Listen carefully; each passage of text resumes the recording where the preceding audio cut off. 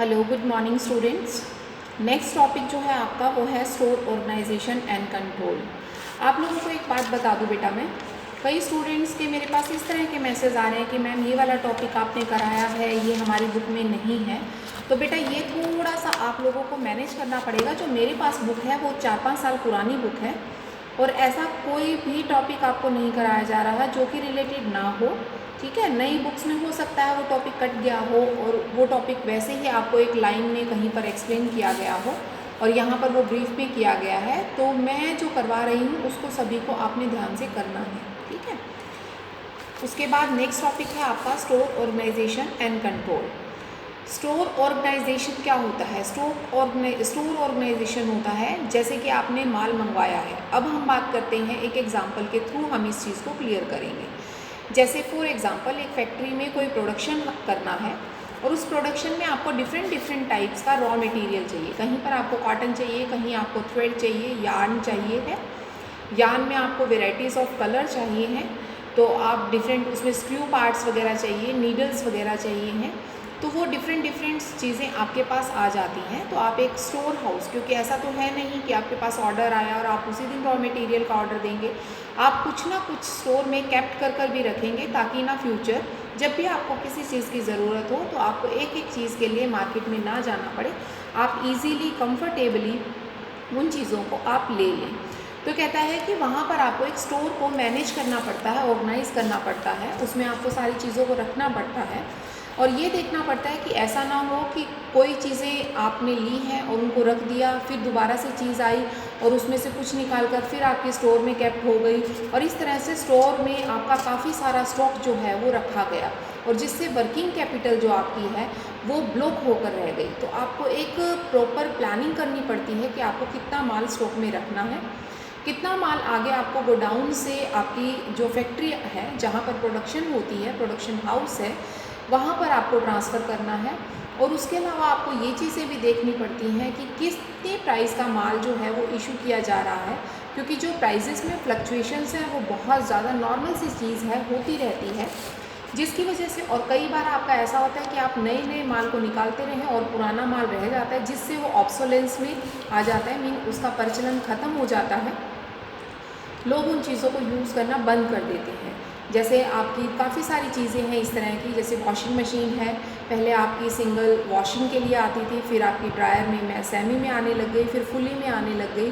ठीक इसी तरीके से आपके ब्लैक एंड वाइट टीवी थे, तो कलर टीवी जब आए तो ब्लैक एंड टीवी जो थे उनका स्टॉक ख़त्म हो गया, ऑब्सोलेंस ख़त्म हो गया।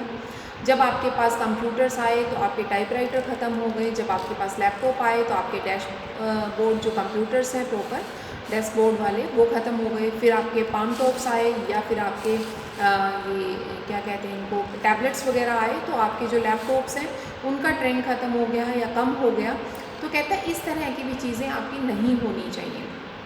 अब बात आती है कि स्टोर ऑर्गेनाइजेशन और कंट्रोल में हमें क्या क्या चीज़ें स्टडी करनी है। सबसे पहले हम करेंगे स्टोर कीपर। एक स्टोर ऑर्गेनाइज़र के लिए हमें एक स्टोर कीपर को अपॉइंट करना पड़ता है। वो स्टोर कीपर्स क्या काम करता है, उसको प्रॉपर एक सैलरी दी जाती है मंथली और उसके बहुत सारे काम हो जाते हैं, जैसे कि डिपार्टमेंट में उसको ये चेक करना कि कितना माल उसके पास गोडाउन में आया है, गोडाउन से उसने किस किस डिपार्टमेंट में कितना माल जो है वो इशू किया है, एट प्रेजेंट उसके गोडाउन में कितना माल है और उसको किस लेवल पर जाकर फर्दर नए रॉ मटेरियल के लिए ऑर्डर देना है या नए रॉ मटेरियल के लिए रिक्विजिशंस फाइल अप करनी है।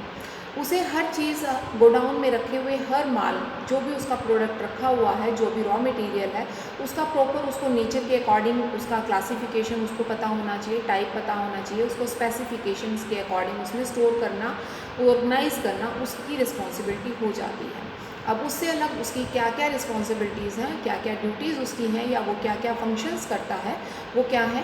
फर्स्ट वन है to receive goods from the receiving department. Receiving department से माल को रिसीव करना।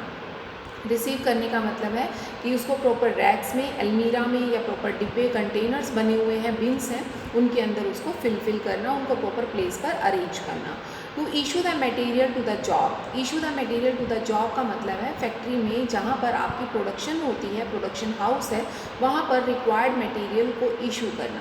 तीसरा है to enter all the receipts and issue in the bin cards and shows the balance of that. वो कहता है सारी के सारे जितना भी आपके पास माल आता है और जितना माल आप इशू करते हैं उसे एक बिन कार्ड में, बिन कार्ड होता है एक रजिस्टर जिसके अंदर आपका इशू और रिसीव दोनों की एंट्री की जाती है।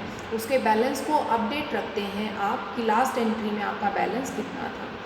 To take preventive actions against the distortions, evaporations, absorptions of moisture, fires and theft, and thus maintain and preserve the material during storage।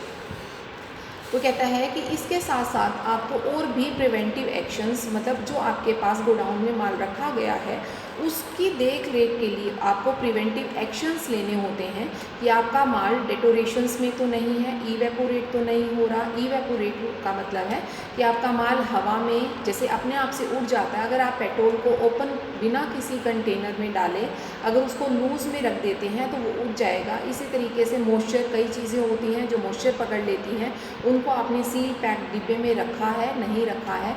कोई चीज़ ऐसी जो आग से जलकर ख़राब हो रही है या चोरी हो गई है, इन सभी चीज़ों का भी आपने ध्यान रखना है। To assist and full cooperation in the physical stock checking of inventories and to point out the management to slow moving and non moving material. आपको इस चीज़ का भी ध्यान रखना है कि कौन सी चीज़ें हैं जो आपके स्लो मूविंग मटेरियल्स में आती हैं और कौन सी हैं जो फास्ट मूविंग में आती हैं। स्लो मूविंग का मतलब है जिनकी रिक्वायरमेंट आपकी प्रोडक्शन हाउस पर बहुत ही लिमिटेड है, कम मात्रा में है, और जिनकी बहुत ज़्यादा है जो की फैक्टर्स में आती हैं।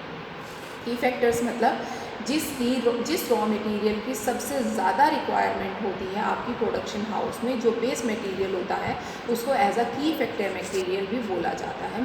तो उसके लिए भी आपको प्रॉपर फुल्ली कोऑपरेट होकर चलना पड़ता है। आपको वो चीज़ें भी चेक करनी पड़ती हैं कि आपका फास्ट मूविंग या स्लो मूविंग या नॉन मूविंग मटेरियल कौन सा है। To receive the back to return material from the work, आपके पास वो एंट्रीज़ भी होनी चाहिए जहाँ पर आपका माल, मान लो आपने 100 यूनिट किसी प्रोडक्शन हाउस पर आपने सप्लाई किए हैं, लेकिन वहाँ पर 90 ही यूनिट यूज़ हुए, तो 10 यूनिट जो है वो रिटर्न में आती हैं, तो आपको उसका भी प्रॉपर मेंटेनेंस, उसका भी प्रॉपर रिकॉर्ड जो है आपको मेंटेन कर रखना पड़ता है। To report on the obsolete stock, waste and scrap material, जो चीज़ें आपकी ऑब्सोलेशन में हो गई हैं, इवेपोरेट होकर उनकी मात्रा कम हो गई है या वेस्ट हो गई हैं या फिर वो स्क्रैप की तरह यूज़ की जाती हैं, मीन वो 100 रुपये की चीज़ थी लेकिन अब वो रद्दी में बिकेगी तो वो सिर्फ 20 रुपये में बिकेगी। तो इस तरह के सभी प्रकार के मटेरियल्स का भी आपको प्रॉपर रिपोर्ट और रिकॉर्ड रखना पड़ता है। तो ये था बेटा आपका स्टोर को कैसे ऑर्गेनाइज़ करना है और कैसे आपको कंट्रोल करना है। उसके बाद नेक्स्ट इसी के अंदर आता है आपका, या अगले टॉपिक को हम अगले उसमें इसी में कर लो आप, छोटा सा ही है। क्या है कि location and organisation of stores department, कि आपके स्टोर डिपार्टमेंट की लोकेशन का मतलब है आपका स्टोर जो है, स्टोर जहाँ पर बना हुआ है आपका और जो आपका प्रोडक्शन हाउस है, उन दोनों के बीच में कितना डिफरेंस है, क्योंकि जितना ज़्यादा डिफरेंस होगा उतना ही आपके लिए प्रोडक्शन जो है वो कॉस्ट जो है प्रोडक्शन की वो बढ़ जाएगी, वो आपके लिए कॉस्टली हो जाएगा। रीज़न बीइंग क्योंकि स्टोर हाउस से प्रोडक्शन हाउस तक रॉ मटेरियल को सप्लाई करना और फिनिश प्रोडक्ट को फिर प्रोडक्शन हाउस से स्टोर हाउस में वापस भेजना, ये दोनों चीज़ों में आपकी ट्रांसपोर्ट कॉस्ट आती है जो कि बहुत ही कॉस्टली पड़ जाती है। और इसके साथ साथ आपको और भी बहुत सारे, जैसे मान लो नाइट शिफ्ट है या आपका रोड लोकेशन पर नहीं है, या इस तरह की काफ़ी सारी प्रॉब्लम्स आपको यहाँ पर बियर करनी पड़ती हैं। दूसरा है ऑर्गेनाइजेशन, तो कहते हैं ऑर्गेनाइजेशन में आपको इन सभी चीज़ों का जो आपने ऊपर पढ़ी हैं कि कौन सा माल कितना है, कौन सा फास्ट मूविंग है, कौन सा कम स्लो मूविंग है, कौन सा बिल्कुल ही ब्लॉक हो जाता है, कौन सा माल जो है आपका स्क्रैप में है, कौन सा माल जो है वो वेस्ट में है, या कौन सा माल ऑब्सोलेंस में है, आपको इन चीज़ों का ध्यान रखना। पहले माल कौन सा आया है, किसकी क्वालिटी जो है वो ऑब्सोलेंस में जा सकती है, कौन सा कितनी क्वांटिटी में पड़ा हुआ है, ये सारी चीज़ें आपको एज अ ऑर्गेनाइजेशन में कर चलनी है। तो ये था बेटा आपका topic store organisation and control. Next topic जो होगा आपका वो नेक्स्ट वीडियो में करवाया जाएगा।